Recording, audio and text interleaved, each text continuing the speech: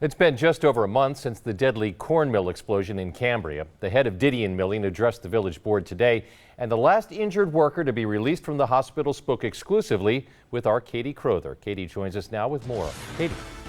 George and Carol, Rene Alva has worked for Didion for almost 13 years. He speaks limited English, but told me in Spanish how difficult and emotional it is to relive that explosion, which killed some of his friends and nearly killed him.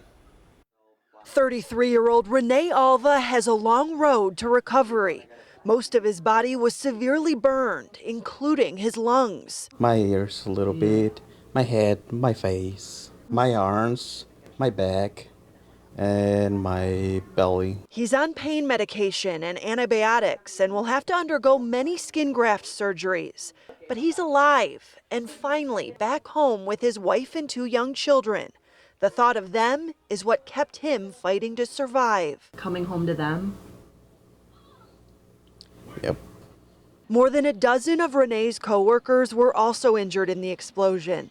5 of them died. In the past month, I've attended 5 funerals.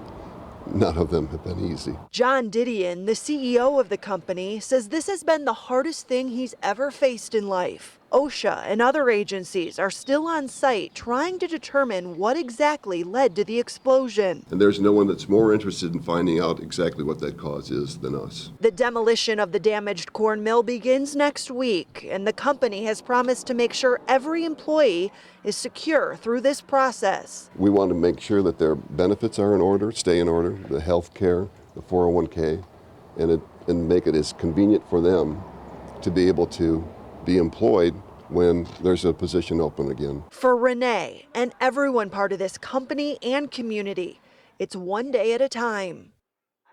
And in the past month, crisis counselors have had more than 300 appointments with Didion employees, including the injured.